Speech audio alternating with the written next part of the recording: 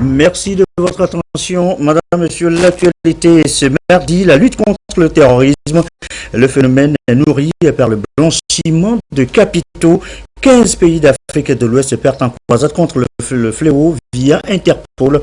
Une coopération régionale des différentes unités est envisagée à Lomé depuis ce matin. Opération démantèlement des réseaux araignées, réseaux électriques anarchiques. Deux ministres du gouvernement ont fait une descente sur le terrain cet après-midi. C'est pour constater l'état d'avancement des travaux de régulation du réseau électrique.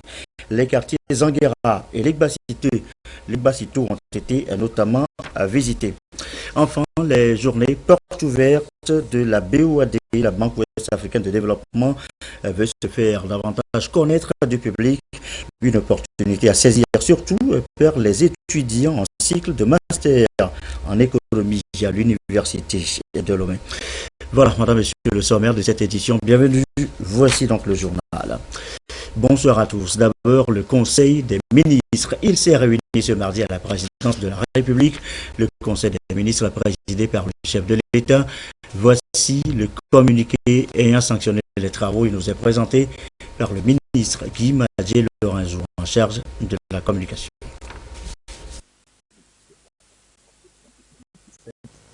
Parler de la présidence de la République sous la présidence du président de la République, son excellence le support de ces États. Le Conseil a délibéré. Voilà, un petit souci de son pour cet élément sur lequel nous reviendrons tout à l'heure. Le communiqué a sanctionné donc les travaux du Conseil des ministres tenu donc ce mardi à la présidence de la République. Conseil présidé par le chef de l'État. Retour donc sur le communiqué ayant sanctionné les travaux de ce Conseil des ministres. On y reviendra donc dans un instant. Dans le courant de cette édition, sachez qu'un décret a été délibéré à l'issue donc des travaux de ce conseil, décret dont je vous donne la lecture. Le Conseil des ministres, entendu décret, article 1er, Monsieur Issaou Latifou, docteur en climatologie, est nommé directeur général de la météorologie nationale. L'article 2, le présent décret abroge toutes les dispositions antérieures. Article 3, le ministre des Infrastructures et des Transports est chargé de l'exécution du présent décret qui sera publié au journal officiel de la République togolaise. En attendant donc de revenir sur le communiqué du Conseil des ministres, à retenir également trois grandes décisions du 28e sommet de l'Union africaine. La désignation à la présidence tournante de l'Union du président guinéen Alpha Condé, l'élection du diplomate tchadien Moussa Faki Mahamat, nouveau président de la commission de l'organisation panafricaine en remplacement de la sud-africaine Nkosazana Dlamini Zuma. Enfin, troisième grande décision de ce 28e sommet, le retour du Maroc validé par la conférence des chefs d'État et de gouvernement. Le président Farouna Singui a pris part aux travaux. Nous reviendrons sur les images dans nos prochaines éditions. Retour maintenant, si cela est possible, sur le communiqué ayant sanctionné donc les travaux du Conseil des ministres ce matin. Nous y reviendrons, mais faire toujours saveur. On en vient maintenant à notre tout premier titre, le terrorisme nourri et par le blanchiment de capitaux. C'est une préoccupation réelle. 15 pays de l'Afrique de l'Ouest font cause commune contre le fléau. Ils sont en réunion à Lomé via Interpol, la police criminelle.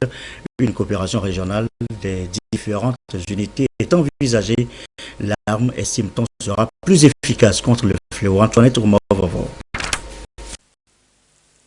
Le blanchiment de capitaux et le financement du terrorisme sont au cœur des activités criminelles. Ces dernières constituent une menace des plus importantes en termes de sécurité et de stabilité économique. Face à cette situation, la communauté internationale en général et l'Afrique de l'Ouest en particulier mettent en place des instrument pour une coopération plus efficace dans la lutte contre ces phénomènes. C'est le cas du programme de l'Organisation internationale de la police criminelle d'Interpol. Notre sous-région fait face à des menaces multiformes. Vous avez des terroristes. L'ensemble de ces deux groupes disposent de biens, notamment d'ordre financier, qu'ils arrivent à écouler dans les canaux légitimes avec l'aide de la corruption. Et donc, il s'agit pour nous de réfléchir ensemble pour voir les voies et moyens pour mieux lutter contre ces phénomènes, notamment par le biais des mécanismes de coopération policière internationale. Financé par le gouvernement canadien, ce programme entend renforcer les capacités opérationnelles du personnel chargé de l'application de la loi afin de démanteler ces réseaux mafieux. En effet, l'Afrique de l'Ouest a fait beaucoup de progrès pendant les années récentes, des progrès dans les domaines économiques et sociaux. Mais malheureusement, elle fait face toujours à plusieurs défis. Nous espérons donc que ce partenariat avec Interpol aidera à vous équiper de nouveaux outils et de nouveaux réseaux pour mieux connaître ces menaces. Le Togo, pour sa part, accorde également une importance particulière à cette lutte. On peut citer la loi sur le blanchiment de capitaux votée en 2007 qui prévoit des peines carcérales. Au-delà, le Togo fonde sa lutte sur les 40 recommandations du groupe d'action financière contre le blanchiment d'argent et le financement du terrorisme et sur les recommandations du groupe intergouvernemental d'action contre ces phénomènes. Dans la sous-région, le Togo est un exemple en matière de sécurité, ce qui lui a valu cette reconnaissance.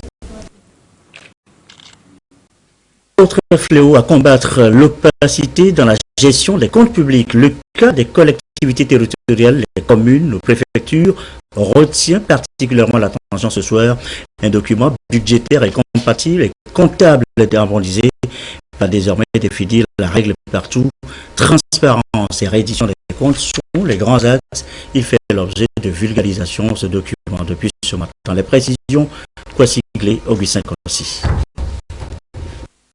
Une bonne gestion des finances locales repose sur la maîtrise des documents budgétaires et comptables, notamment le compte de gestion, le budget et le compte administratif. Des documents dont les formats et contenus diffèrent d'une collectivité à une autre. Il faut alors un langage commun en matière de fiscalité et de finances locales aux 21 communes et 32 conseils de préfecture actuellement fonctionnels sur toute l'étendue du territoire national. Les acteurs intervenant dans l'exécution et le suivi des budgets locaux de la commune de Lomé sont ici pour prendre connaissance des nouvelles orientations contenues dans le document budgétaire harmonisé.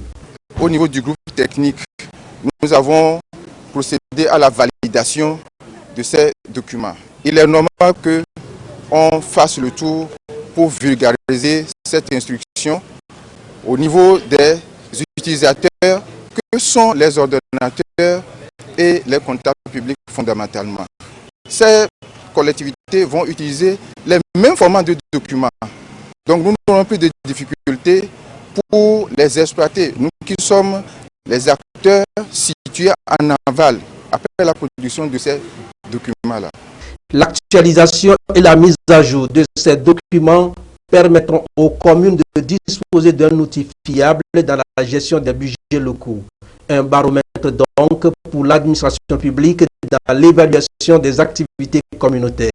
Cette démarche a bénéficié du soutien du programme Bonne Gouvernance et Décentralisation de la coopération allemande GIZ qui appuie le Togo dans le processus de la décentralisation.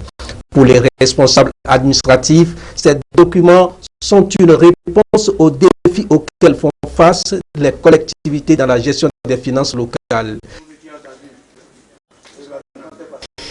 Autre outil évoqué également ce soir, le système harmonisé SH version 2017. Les agents de la douane sont plus sensibilisés à la chose. Sachez grosso modo que c'est un outil destiné à faciliter le commerce international. Cette version 2017 est entrée en vigueur depuis le 1er janvier dernier. Les explications, Arnaud Kilifou. Le système harmonisé de désignation et de codification des marchandises est une nomenclature tarifaire destinée à faciliter le commerce international. La Convention sur ce système a prévu une procédure d'amendement sur des périodes variables entre 4 et 5 ans, ceci pour lui permettre de suivre l'évolution des techniques industrielles et le développement du commerce international afin de prévoir le classement et le traitement à accorder aux nouveaux produits mis sur le marché. Tous les 5 ans, le SH est donc amendé pour tenir compte de l'évolution du progrès technologique, du progrès scientifique, des progrès économiques, pour adapter donc cet important outil économique. N'oublions pas que le SH, le système harmonisé, est un instrument de politique économique, donc pour l'adapter à l'évolution du commerce. Et donc les produits qui ne sont plus sur le marché, il est normal qu'on les supprime, qu'on supprime ces codes-là dans le texte et qu'on intègre des produits que de nouvelles technologies ont apporté sur le marché. Vous avez aujourd'hui, on parle des énergies renouvelables. Vous avez des lampes solaires, vous avez des véhicules hybrides, électriques, solaires. Il y a tous ces nouveaux produits, donc il faut intégrer dans le système harmonisé. Le système harmonisé version 2017 ayant connu des amendements mérite d'être mieux maîtrisé par les agents de douane, d'où la nécessité de rappeler ces nouvelles dispositions. Le système harmonisé pour nous, c'est une Bible, c'est la Bible des douaniers. Vous ne savez rien faire si vous n'avez pas, vous ne pouvez pas restituer un produit dans le système harmonisé. Tous les produits y sont classés. Donc c'est à partir de là qu'on fixe les tarifs douaniers. C'est à partir de là qu'on pose les problèmes de l'origine, les problèmes de la fiscalité même intérieure. Le Togo, partie prenante de cette convention, a l'obligation de mettre en œuvre ces recommandations qui sont entrées en vigueur depuis le 1er janvier 2017. Un mot de l'environnement. Dans cette édition en direction Cara, l'objet, le programme national de reboisement. Une séance de travail a été consacrée au sujet, au projet à Cara pour le compte rendu de Nestor Mouzou et notre bureau sur place. Le taux de couverture forestière du Togo était de 6,8% en 2010. Les autorités du pays envisagent de porter ce taux à 30% d'ici à 2050. Le PNR, Programme national de reboisement, tient compte de cette vision. Après l'élaboration du premier draft du PNR, la réunion avec les cadres du ministère de l'Environnement et des Ressources forestières et la rencontre avec les planteurs privés ont permis au consultant principal de concevoir la deuxième version du PNR, version soumise ici aux acteurs des régions Savane, Cara et Centrale pour enrichissement. Ils vont approfondir l'analyse des forces, faiblesses, opportunités et menaces de mise en œuvre du PNR. Ces acteurs vont passer en peigne fin le document pour nous dire sur leurs attentes qu'ils avaient déjà soulevées au début de l'élaboration de ce document ont été prises en compte. S'il reste encore d'autres ententes pour qu'on puisse les intégrer, le programme est bâti dans une logique des objectifs de développement durable. Il ne faut plus faire du reboisement pour faire du reboisement. Il ne faut plus gérer durablement les forêts parce qu'on veut gérer durablement les forêts, mais il faut le faire parce qu'on veut améliorer les conditions de vie des populations, en plus des retombées en matière de lutte contre les changements climatiques et de la protection de l'environnement général. Le programme national de reboisement met l'accent sur le renforcement de la planification des activités de reboisement. Dans sa première phase qui couvre la période 2017 à 2021, le PNR prévoit 30 000 hectares qui seront reboisés, notamment la forêt de Loti-Mandouri, la fosse au lion de Galangashi dans les savanes, les parcs animaliers de Djamdé et Sarakawa dans la région de la Kara, le parc Fazao et la forêt d'Abdoulaye Achamba dans la région centrale et la réserve de Togodo dans le Yoto dans la région maritime. Le projet sera financé par la FAO à hauteur de 14 milliards 312 millions de francs CFA. À Lomé, ce matin, les mains droites levées, 9 magistrats, parmi eux le président de la Cour, ont tous juré d'œuvrer en toute impartialité dans l'exercice de leur mission. C'est la salle d'audience de la Cour suprême qui a enregistré la cérémonie de prestation de serment. Le récit de Ferdinand Tchassoua et Komou Boyode.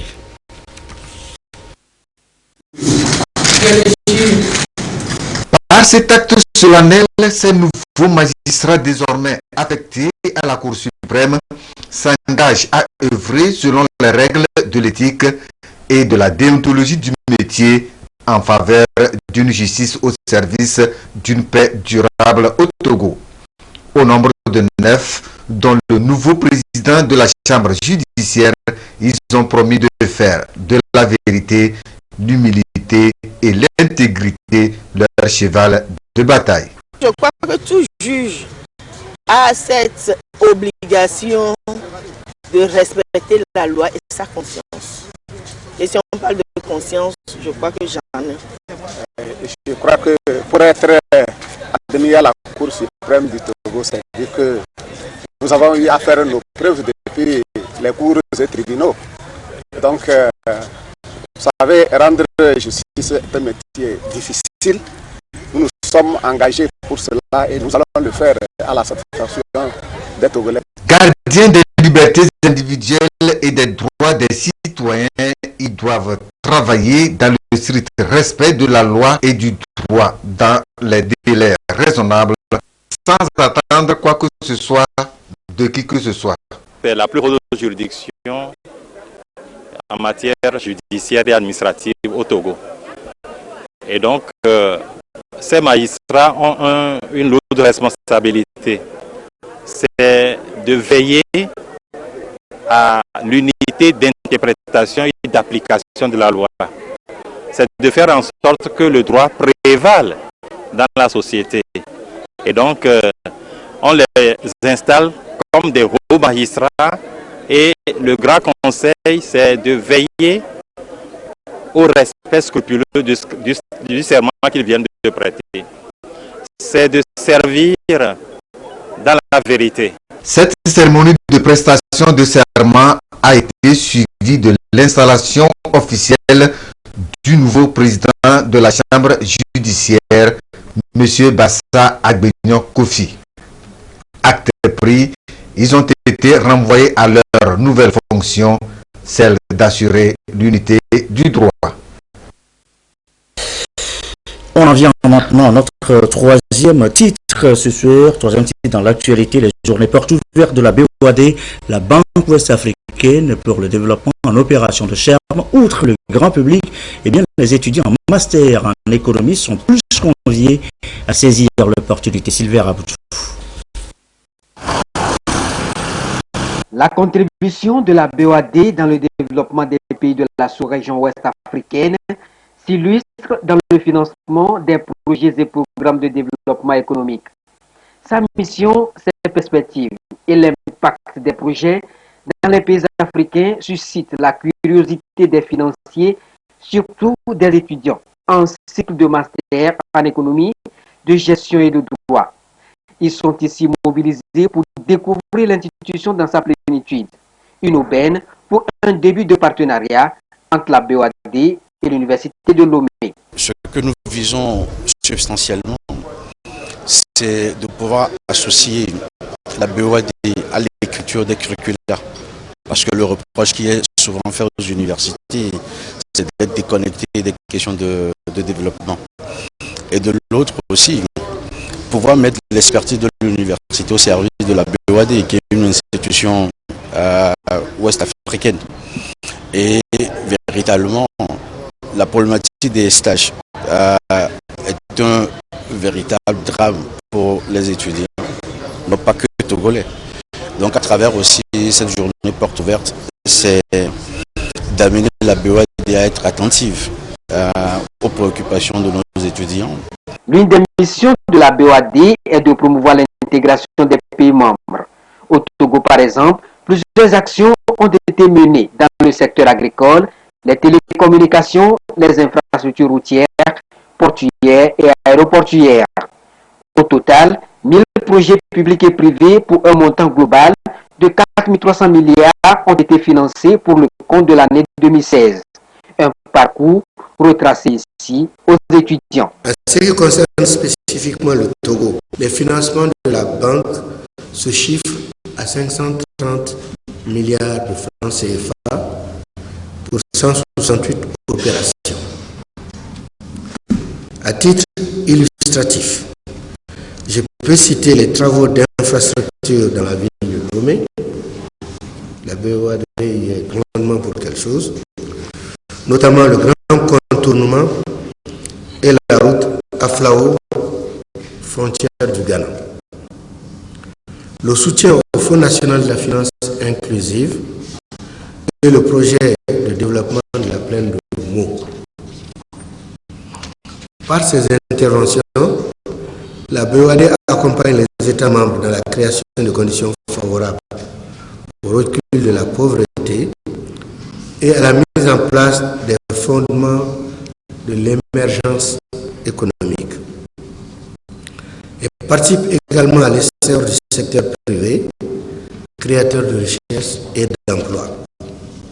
Cette journée porte ouverte entreprise par la BOAD est une démarche qui ambitionne d'offrir plus d'opportunités aux jeunes en matière de stage et surtout les aider à découvrir l'univers du marché du travail. Voilà qui nous amène encore à évoquer la jeunesse avec notamment la rencontre Conseil national de la jeunesse du Mali avec sa branche Togo, une rencontre de bilan, le parcours Augustin Kossi.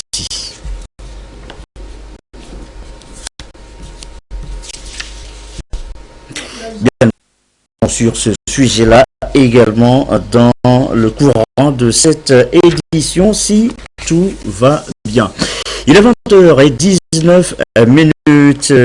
La lutte contre les toiles d'araignée, nous l'annoncions en titre tout à l'heure, la lutte contre les toiles d'araignée au nom du nom de ces réseaux électriques anarchiques qui s'entremêlent au-dessus des habitations surtout dans les zones, quartiers, dans les nouveaux quartiers périphériques. Zanguera, Ligbasito notamment, ont reçu cet après-midi la visite de deux ministres en charge du dossier, une visite de terrain que nous raconte Lucas.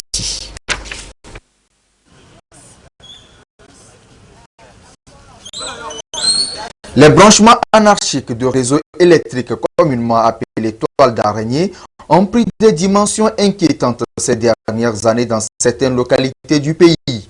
Vu l'ampleur du phénomène, le gouvernement a mis en exécution un projet d'installation d'un réseau réglementaire afin de démanteler ces branchements anarchiques.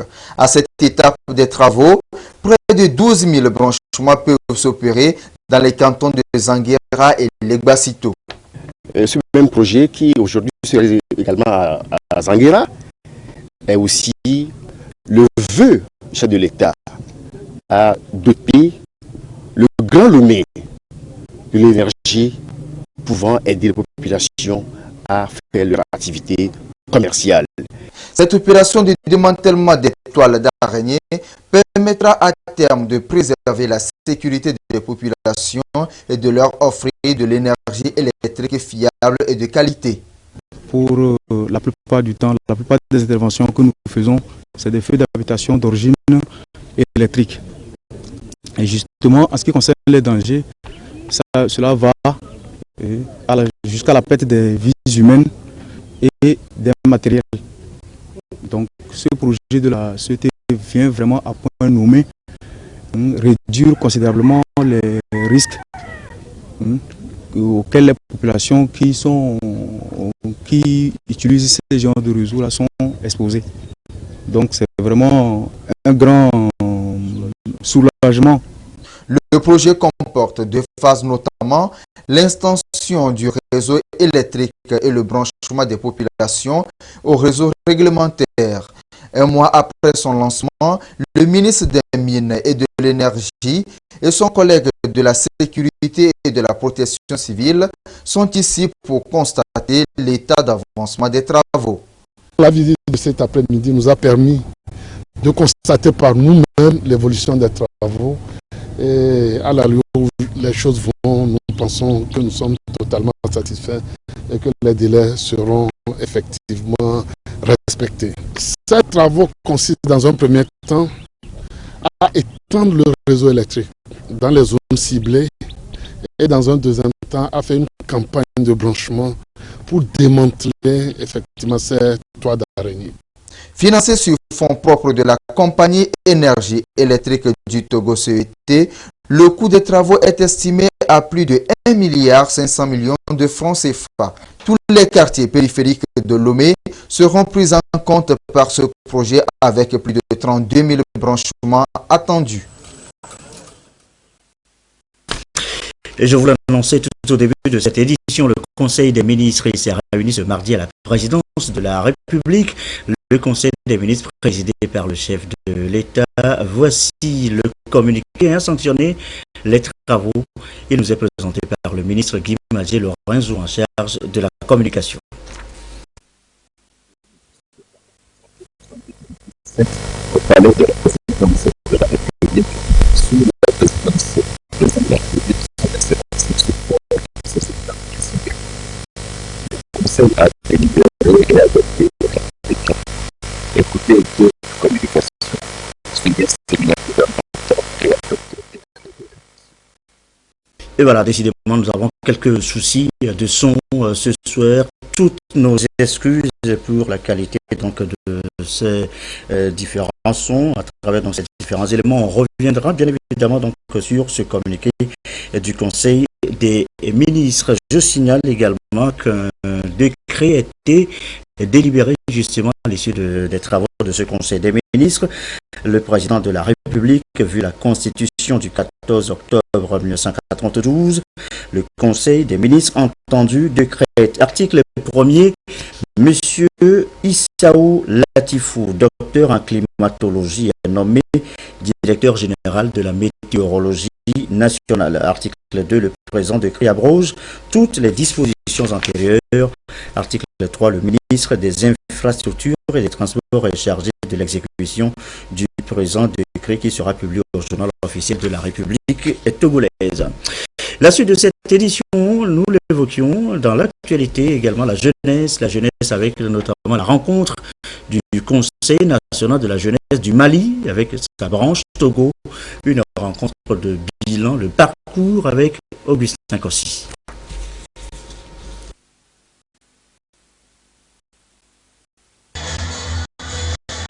Réunir la communauté malienne au Togo autour des idéaux de paix et de cohésion sociale. Une des missions assignées au Conseil national de la jeunesse malienne, branche du Togo, créée il y a un an. Le Conseil s'évertue à motiver les jeunes maliens résidant au Togo au respect de la législation togolaise et à entreprendre davantage. Ici, ils vont évaluer le chemin parcouru, identifier les forces et faiblesses pour plus de résultats. On a fait beaucoup d'interventions au niveau de la jeunesse malienne et aussi apporter le soutien à toute la communauté malienne. Nous, en tant que Conseil national de la jeunesse, on essaie toujours de respecter toujours les règles de droit qui se passent dans ce pays et respecter aussi les citoyens togolais dans l'ensemble. Il y a beaucoup d'alphabets. On va essayer de faire des cours du soir, comme c'est dans la maison. Au niveau des jeunes aussi qui veulent travailler, on a des projets pour eux aussi. Le Conseil a une autre vision, construire une cité pour les jeunes Maliens en transit au Togo. Il compte également travailler avec le CNJ Togo sur les questions d'intérêt commun, l'éducation, l'emploi et l'entrepreneuriat des jeunes, les menaces terroristes et les trafics illicites notamment. D'autres sujets comme la mobilité des jeunes dans l'espace communautaire et leur intégration socio-économique intéressent aussi la jeunesse, et les deux conseils, celui du Togo et celui du Mali, entendent renforcer leur coopération pour l'épanouissement des jeunes. La jeunesse togolaise est solidaire de cette initiative de la jeunesse malienne de créer la section togolaise du CNJ Mali pour favoriser les échanges entre les jeunes maliens résidant au Togo et favoriser également la prise en compte de leurs préoccupations et contributions au processus de développement de notre pays. Un forum africain des conseils nationaux de la jeunesse est envisagé pour rapprocher plus les jeunes africains afin de contribuer à la stabilité et au développement du continent.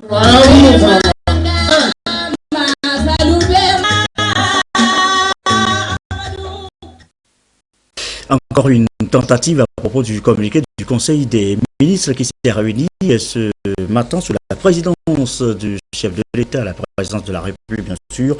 Conseil des ministres sanctionné par un communiqué. Voici la teneur de ce communiqué avec le ministre en charge de la communication, M. Guy Madjé Lorenzo.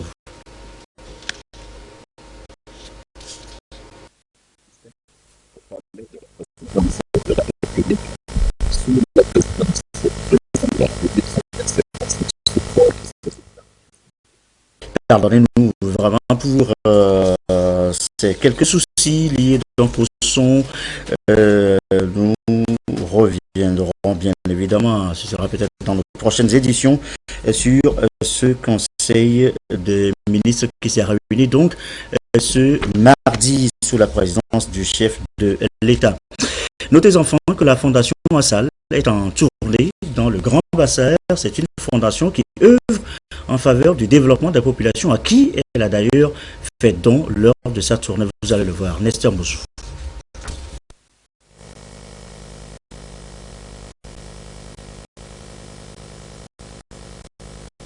Quelques soucis ce soir, soucis également à propos de ce sujet, de cette tournée de l'association Assal dans le Grand Bassin que je vous annonçais tout à l'heure, qui a fait don aux populations. Si on peut avoir le sujet, une dernière tentative sur ce sujet.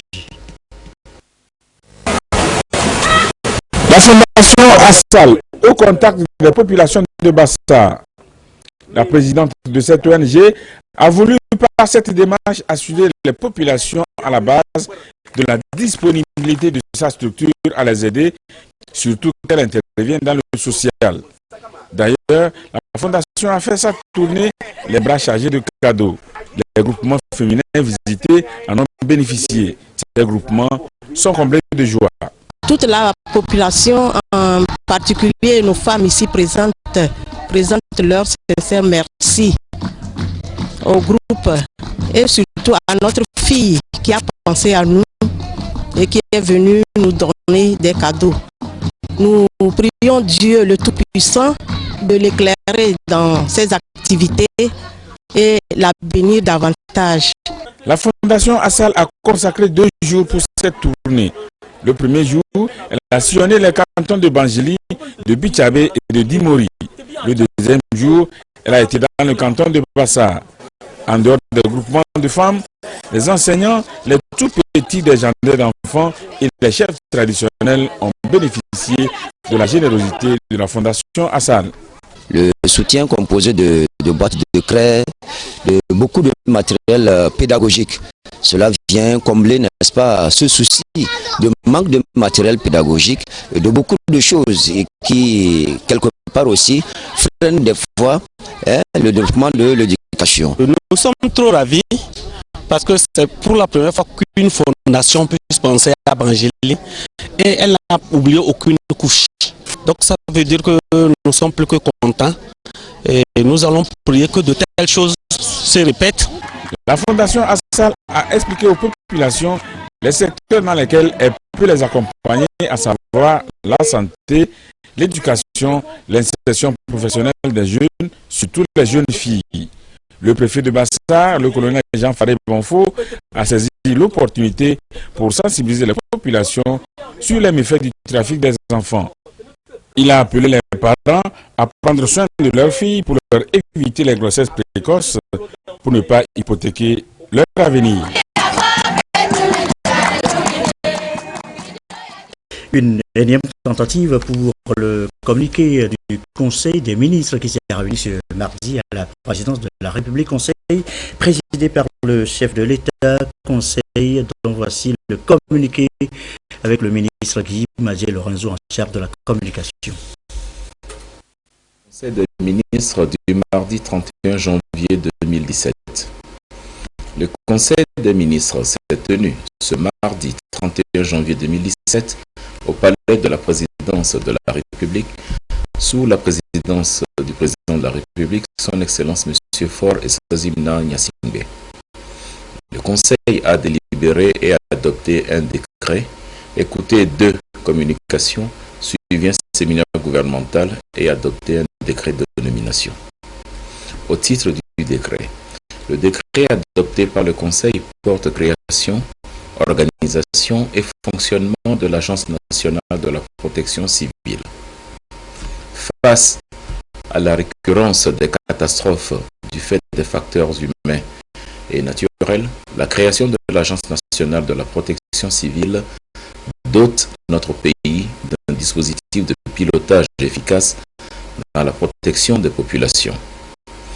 L'agence a pour mission de coordonner l'ensemble des actions de prévention et de gestion des situations d'urgence, de superviser les opérations de secours et de sauvetage, de la mise à jour des différents plans de prévention et de gestion de catastrophes, d'intervenir dans la préparation et l'organisation des exercices de simulation, l'information et l'éducation des populations en matière de protection civile, la formation des acteurs intervenant dans le domaine de la protection civile et de jouer le rôle d'appui conseil dans la mise en place des plans d'intervention dans les administrations et activités de développement. Au titre des communications, le ministre de la Sécurité et de la Protection civile, le ministre de la Communication, de la Culture, des Sports et de la Formation civique sont intervenus pour présenter tour à tour une communication relative à la politique nationale de la protection civile à l'horizon 2030, une communication relative aux réformes des championnats scolaires et universitaires. La première communication présente la nouvelle politique nationale de la protection civile, ses objectifs spécifiques et ses axes stratégiques. Cette nouvelle politique, d'une manière spécifique, vise à contribuer significativement à la réduction des mortalités liées aux catastrophes, à la préservation des biens des ménages, à la réduction des dégâts des infrastructures économiques, sociales et collectives, à l'atténuation des aléas environnementaux et à assurer la prise en compte de nouvelles menaces ainsi que les incendies, inondations et autres catastrophes. Le président de la République a demandé au ministre en charge du dossier de faire une présentation de cette nouvelle politique en séminaire gouvernemental afin de permettre une meilleure appropriation du sujet et de bénéficier des contributions des autres départements ministériels. La seconde communication, se basant sur les dispositions de la loi numéro 2011-017 du 16 juin 2011 qui vise à faire du sport un vecteur de développement social et économique de notre pays, relève l'urgence d'engager un certain nombre de réformes dans l'organisation et la gestion des championnats scolaires et universitaires, véritable vivier des talents de nos sports. Entre autres approches à développer, l'intégration des acteurs éducatifs dans la planification et l'organisation de différentes compétitions scolaires et universitaires, la mise en place de la Fédération togolaise de sport scolaire et universitaire fait aussi la signature d'un protocole de partenariat identifiant le rôle de toutes les parties prenantes et le recrutement d'une structure de marketing et de mobilisation de financement avant le démarrage des championnats scolaires et universitaires qui sont ouverts à tous les établissements d'enseignement public et privé du Togo. Au titre du séminaire gouvernemental, le Conseil a suivi la synthèse des principaux résultats issus du rapport provisoire de la revue globale de la stratégie de croissance accélérée et de promotion de l'emploi, SCAP, sur la période 2013-2015. Il apparaît d'une manière générale que la croissance est passée de 4,8% en 2012 à 5,3% en 2015, avec un pic à 5,9% en 2014. S'agissant du taux d'inflation, il a été maîtrisé et se situe à 1,3% pour une norme communautaire fixée à 3%. L'analyse des résultats des enquêtes QUIB 2006, 2011 et 2015 montre que la pauvreté a régressé sur la période au niveau national. L'incidence de la pauvreté est passée de 61,7% en 2006 à 55,1% en 2015. Le taux de chômage, quant à lui, diminué de 3,1 points de pourcentage, passant de 6,5% en 2011 à 3,4% en 2015, tandis que le taux de sous-emploi a augmenté de 2,1 points de pourcentage, passant de 22,8% en 2011 à 24,9% en 2015. En ce qui concerne les OMD, le Togo a atteint 3 cibles avant l'échéance de 2015 que sont la réduction de moitié du nombre de personnes souffrant de faim, l'intégration des principes du développement durable dans les politiques et programmes nationaux et l'inversion de la tendance à la déperdition des ressources environnementales et accorder à tous les avantages des technologies de l'information et de la communication. Plusieurs enseignements ont été tirés de la présentation de ces résultats qui sont répartis en termes de bonnes pratiques à pérenniser, des pratiques à renforcer et des recommandations à mettre en œuvre dans le cadre de la formulation du nouveau cadre stratégique du Plan national de développement, PND. À la suite de la présentation par le ministre de la Planification du Développement et ses collaborateurs, le président de la République a demandé que les ministres s'impliquent davantage pour formaliser leurs observations et les transmettre au ministre afin de finaliser le rapport sur la SCAP. Une autre rencontre permettra d'enrichir le rapport final avant sa validation en atelier national. Au titre de nomination, le Conseil a procédé à la nomination du directeur général de la météorologie nationale au ministère des Infrastructures et des Transports. Fait à Lomé le 31 janvier 2017, le Conseil des ministres. Et voici donc le décret nommant donc Monsieur Issao Latifou, docteur en climatologie, est donc nommé directeur général de la météorologie nationale. Décret donc délibéré ce jour en Conseil des ministres. Toutes nos excuses pour les désagréments constatés lors de cette édition. C'est la fin de cette édition. Je vous souhaite une très belle soirée. Toutes nos excuses.